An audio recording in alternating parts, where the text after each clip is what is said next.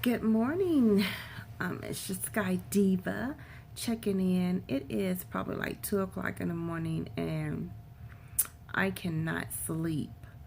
I have 11 a.m. showtime, but I slept all day today. I had a late, check in tonight. Then we had some maintenance delays, so we got in late and I couldn't get anything to eat, nor did I meal prep. So since my belly kind of hungry, I can't sleep. I haven't even washed my face yet. I got in and started catching up on my shows. I'm like 2 episodes behind on Manifest, and then The Good Doctor came on. And I know y'all see me in this shirt a lot because this is my go-to packing shirt because I don't have a whole lot of stuff in Chicago. So this is one of my lounging shirts that I throw on with some shorts or something when I'm in the hotel room. And I'll get up when I finish this video and finally take my shower and wash my face and everything. This bun is really all over the place. But I had a good trip today. We went to Colorado Springs, and the passengers were really nice. I thought they were going to be a handful today because of the delay and the gate changed so many times. And so, they were kind of frustrated, but we had a good little trip and everything. And I got another compliment today.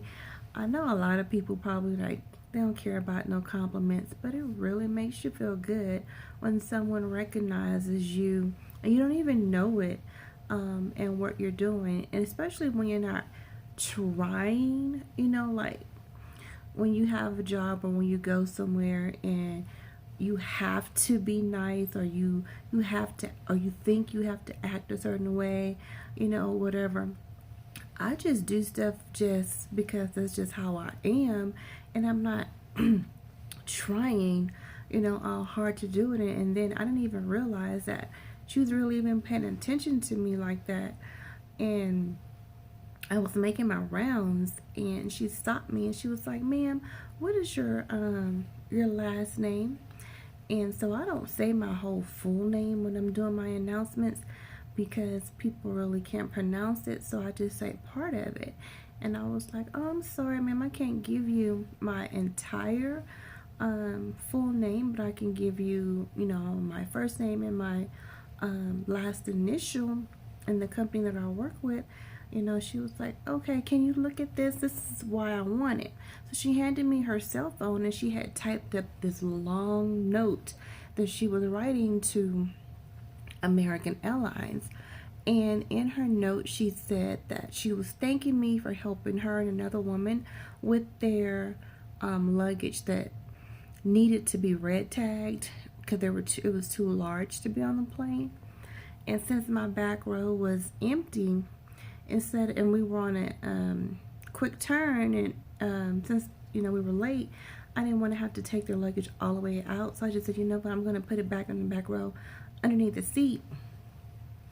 And she was happy about that. And then she said that I assisted an oversized passenger, and I accommodated other passengers' needs, and that she watched me talk and interact with all the passengers, and that I was a joy. I mean, it just went on and on. I mean, it was so long. And she didn't write it down on paper and give it to me, but she wrote it on a memo and put my name on it because she was sending it to American Airlines, and she didn't want to forget all the information. So it meant a lot that, people recognize you for doing your job. So it made my night feel good. And to be with the company, what now? Is it 6 months or 7 months? April, May, June, July, August, September, October, November. So 7 months, I guess.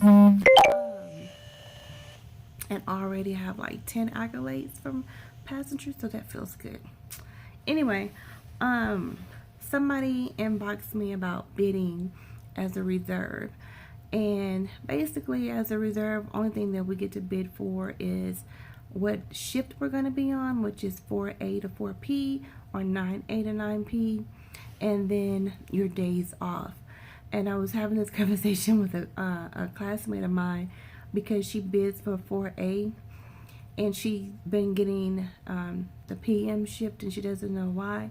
So I went to go look at how she was bidding, and she was bidding like she had a line, and she totally was not bidding the correct way, or bidding for reserve.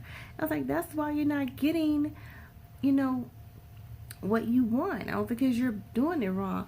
And so as a reserve, when you get it on PBS finally, you'll see what I'm talking about. There's only 2 sections that reserves need to worry about. All that other stuff is irrelevant to us unless you're just practicing a bit as a line. But so I'm going to show her next month.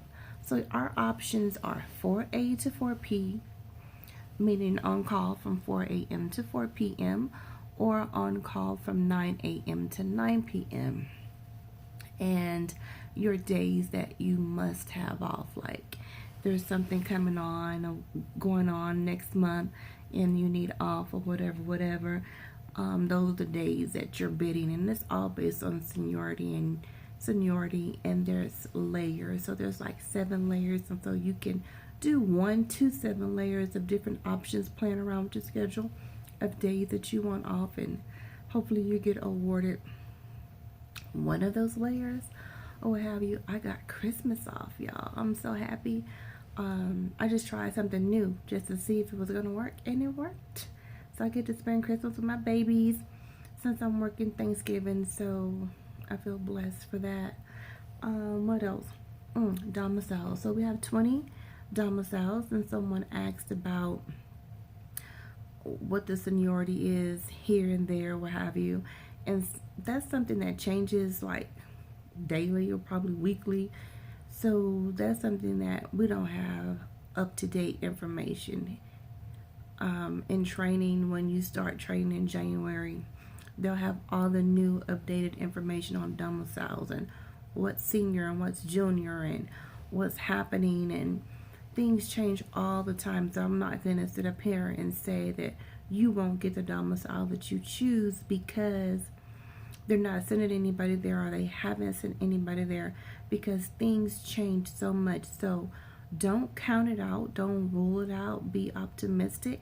You just never know. But what I will tell you, I got to undo this bun, is to don't go into training with the idea that you're going to get your first choice. If you go in and don't care, or not thinking about it, or not too much harping on it, like, oh, I hope, that way if you don't get it, you won't be disappointed, and you won't be unhappy, and you won't break down crying because you didn't get what you wanted, because there is no guarantee that you will get your hometown or somewhere close to your home. So if you go in with like, okay, they're gonna send me to wherever, and that's just where I'm gonna be until I get a transfer, and I'm okay with that, I don't care, I just want the job, then you'll be okay. But if you go in there setting yourself up, and then you're going to be disappointed and be at training and graduation crying and in your feelings because they sent your butt to, I don't know, Boise, Idaho somewhere, and you don't want to be there. So just play it by ear and see what happens, because you just never know. There's been some people that got San Francisco here lately, which we were told was a very senior base, and Fresno. Some people got Fresno. Then Dallas is a new base, and so just have an open mind. Also, someone wrote me a letter talking about, and she doesn't even have a CJO. She's just looking and researching airlines that she wants to apply with, and she was like, SkyWest, they don't pay this and that or what have you, and how can, you know, they expect you to give up your life and a job that you have to go and work for that little bit of money, and then they don't even pay for you to relocate and help you with your accommodation. Really? Because I don't know too many local jobs that will pay for you to relocate to one side of town to the next because they hired you. There's local jobs in your local city that you go apply for that pay the same amount of money, and they're not going to say, if you take this job, we'll move you from the north side to the south side or what have you, unless you got a corporate job paying you six figures or so that's going to help you relocate or whatever. But just think about it. You have 1,001 airlines that hire thousands of people freaking every month, damn near, and they can't pay for everybody to relocate because there's hundreds and thousands of applicants that want that job. So if that's not the job for you, then it's not the job for you. If you're looking for a job that's going to help pay your relocation expenses and start you off at six figures, and then go look for that job. Because airline industries, I don't care if you mainline or regional, you're not going to start off making six figures and ain't none of them going to pay for you to relocate to a domicile. And it's not guaranteed that you're going to get the domicile that you want. So I don't know what kind of trip she was on. But when you're researching these companies and you're looking on their website and it tells you this is the beginning salary, the first year, blah, blah, blah, and that's not in your budget and not in your price range and not beneficial to you and to your family, then guess what? You can click off the website and go to the next one and then the next one until you find one that suits your needs. Point blank, period. But why get on me? I don't make the decisions about the salary. I don't have nothing to do with nothing. I'm a peon, okay? I don't make no decisions. These are corporate stuff. I'm not nowhere near corporate. So inboxing me mad about the salary, and that's my choice. Okay, I read that before I applied. I knew exactly what my paycheck was gonna be looking like. I ain't gonna lie and say that when I seen it, I was like, ooh, child. But I knew that going in, and I knew it was my decision, and I knew what to expect, and I knew that it was gonna be. I knew that it was gonna be hard and challenging, and the first year is always like that, and until I get a line, it's gonna continue to be like that. But at the end of the day, I love my job. I kid you not. This is the first job, and I'm 47, that I have had since I've been working since I was 19, that I actually enjoy doing and that I'm happy doing. Sitting behind a desk, tapping on a computer, talking on the phone, doing the same thing every day, getting up at the alarm clock every day, wearing scrubs or the same uniform, whatever, every day. I guess it wasn't the type of job for me. Even though I did like what I did, I just wasn't in love with what I was doing, and I got bored. Well, they say, being a flight attendant doesn't, it kills your brain cells or what have you. Now I have downloaded a couple of mind games on my phone to keep me occupied and keep me thinking. But I'm just not the type of person to just be content. Like, I'm good right now being a flight attendant, and I'm happy. But in maybe about 10 years, 5 years, or even less, who knows what, God has in store for me. But I'm not the type of person to say, well, I'm going to be being a flight attendant until I retire or until I'm dead. No, I have to grow. So I need to move up the ladder, not down, but up. And I think that's about it that I wanted to discuss. I don't want to go over 15 minutes. I was just checking in with you all.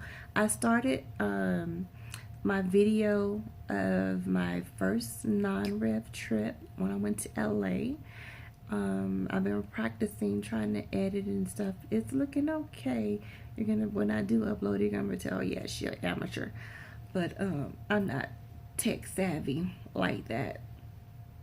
I have to figure out, I put some music on there some kind of way, and I need to figure out how to take it off And then once I figure that out on this iPad, I think it'll be ready to upload.